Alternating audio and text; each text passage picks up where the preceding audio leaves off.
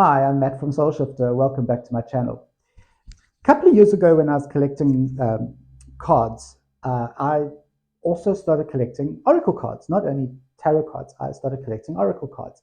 And although now I don't really use oracle cards, I still have a couple of oracle decks in my collection.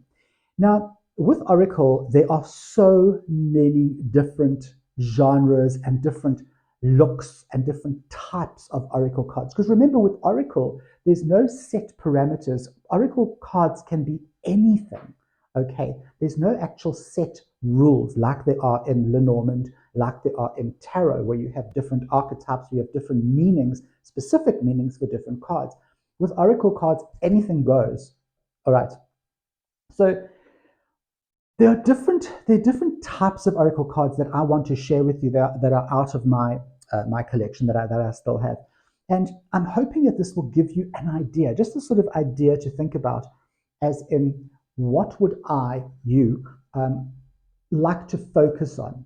If you are someone who likes to focus on the darker side, some of these will appeal to you. If you're somebody who likes to look at the lighter side of things, one or two of these decks will appeal to you. But I want you to think about this and understand that in in this cartomancy world, it always pays to choose wisely when it comes to your oracle decks, because there is such a broad, wide, no holes barred kind of no rules set of ways to read these cards and ways to choose these cards. Okay, I want to show you one of my darkest oracle decks that I have, and it's called the Mausolea Oracle of Souls. And this is what the box looks like. All right, there it is. It is a very dark and yet very interesting deck of cards, and I'm going to show you one or two that you might, and then you'll realize what I mean. Now, I'm just going to grab one or two out of here. Can you see what I mean? Okay, these are pretty wild. These are pretty interesting cards. Okay, um, they, I think they represent um, different deities. If I'm not mistaken, let me know down below if you do have this deck or if you looked it up. The the actual cards are quite. Here's one that looks like something out of Silent Hill. I have used this deck once or twice. It's something that I bought specifically for the artwork. I think it's really, really great artwork. But it is, again, it's a very, very dark deck that would need, I would say this deck needs a lot of um, a lot of investigation before you can actually use it. However, perhaps it would appeal to someone who is interested in the really dark side of things, somebody who would perhaps like to read for perhaps goths, perhaps people who are more witchy, who are more interested in that side of things. So this would be a really great deck. Now, it is a dark, as you can see, it's a really dark deck, and it is something that you could perhaps lean towards if you were collecting these things. Okay. Then you say to me, okay, but Matt, I don't want to collect that stuff. It's too dark for me. I want to collect angel decks. And I'm thinking, like, okay, what you're thinking is Doreen Virtue. Okay, I'm going to show you Doreen Virtue. Doreen Virtue, if you don't know who she is, go and look her up. She's a very interesting character, and she did some very interesting things. But you're thinking of Doreen Virtue, you're thinking of um, a whole lot of different people who do angels with beautiful wings and soft, and it's a soft read. And some of the cards are actually whitewashed, some of the decks are actually whitewashed. But not all angel decks are equal. This is a Doreen Virtue angel deck. It's one of her very, very early angel decks. And I have this one. It's the only Doreen Virtue deck that I have. And I will show you why I have kept this. It's quite interesting. If you do want an oracle deck that is, I've edged it, but if you do want an oracle deck that is really, really nice to use and is a really soft deck, this would be one I recommend. I don't know if you can still get this one, but anyway, can you see how beautiful and soft that is? I love the fact that it has one word on it.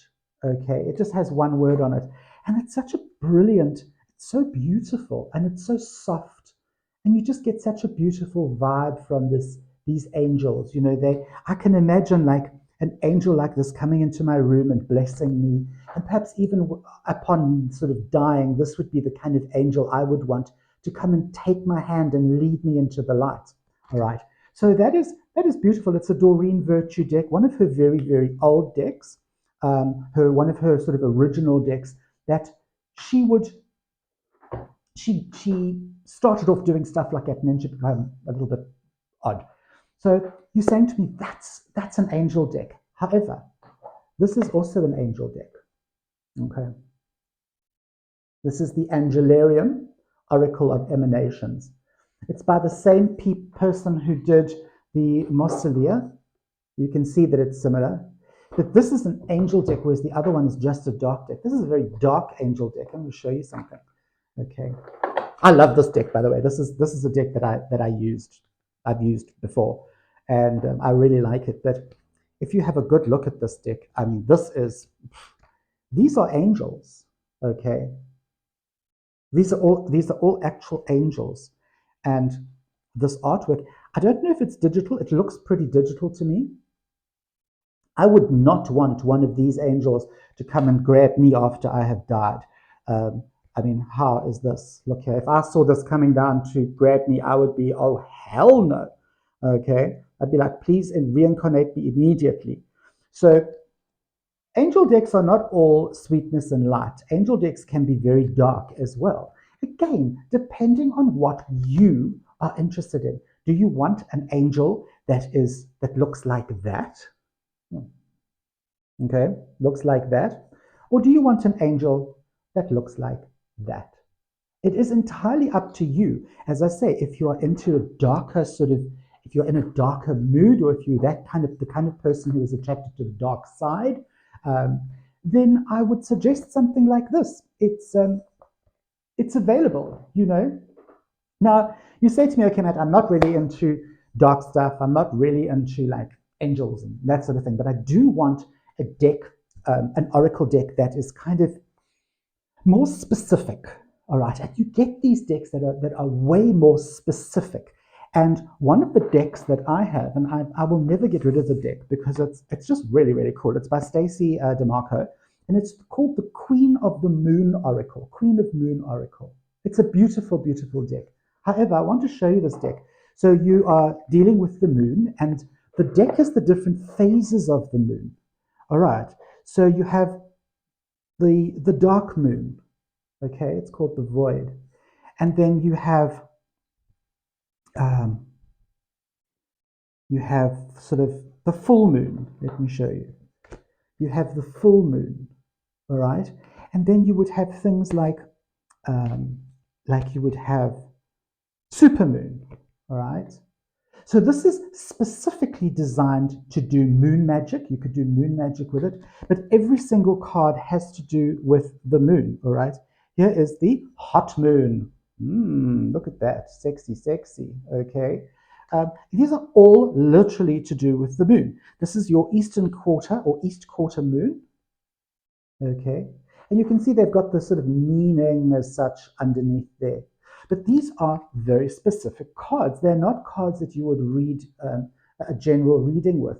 In fact, these cards I've only ever used to do sort of moon magic, moon readings. When the moon is full, I would pull the full moon card out and I would meditate on it and I would see I've never actually done a spread. So this oracle deck is perhaps not a deck that would be used to say do a full-on sort of general life reading with.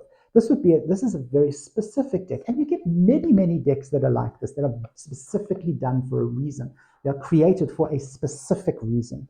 Okay, so you might say, oh, I'd like one or two of those in my collection, so that I can also just use that when it's full moon. I want to do a bit of moon magic, or I want to focus on the moon. I can pull this deck out, and it's specific. So you get those oracle decks. Okay, as I say, I love this deck. I'm not going to get rid of it. I don't use my oracle decks anymore, but I like having them. So in case I do decide to go back and use them, they're there, and I can use them. Now, Having said that, you also get oracle decks that are like this one. Okay, Kyle Gray. I love Kyle Gray's decks. They're soft, they're beautiful, and the artwork in these are absolutely brilliant. This is Lily Moses. She does all his artwork for him. He's put out a few decks. I don't see a lot of Kyle Gray decks, but he has put out a few decks, and I'm going to show you this deck is very interesting because it's kind of an amalgamation of different things. All right, I think I've got these upside down. No, I have.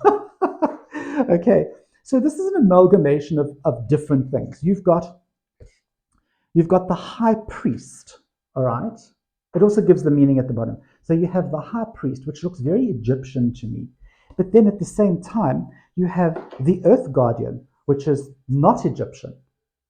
Okay, you then also in the same deck you have winter, which looks like that. All right. This reminds me of very much of sort of Nordic, more Nordic than anything. But then you also have something, again, the heart guardian. That looks very angelic to me. So you have all these different types of could I say archetypes? Not really archetypes, but different characters. All right, like look there. Now that to me is more Mayan than sort of what is the term? American Indian? I don't know. I don't know. Like upset anyone, or in South Africa we would call the American Native Americans American Indians. Okay, I think it's also because we have a lot of Indian people here in South Africa, especially here in Durban. So to differentiate, we would say those are American Indians. But here you have the Shaolin master.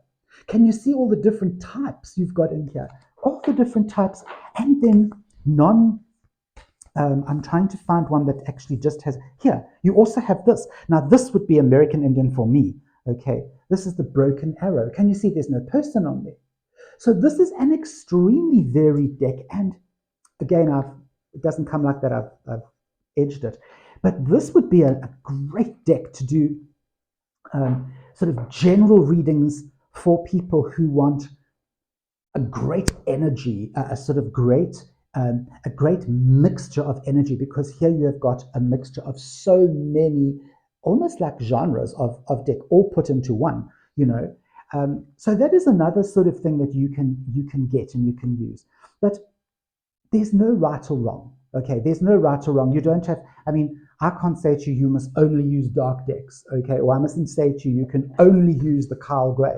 No, it's entirely up to you. However, having shown you those different decks, I just maybe wanted to get you to think about what you have in your collection and how you, as an energy person, an energy healer, or an energy reader, how do you focus on, what do you focus on?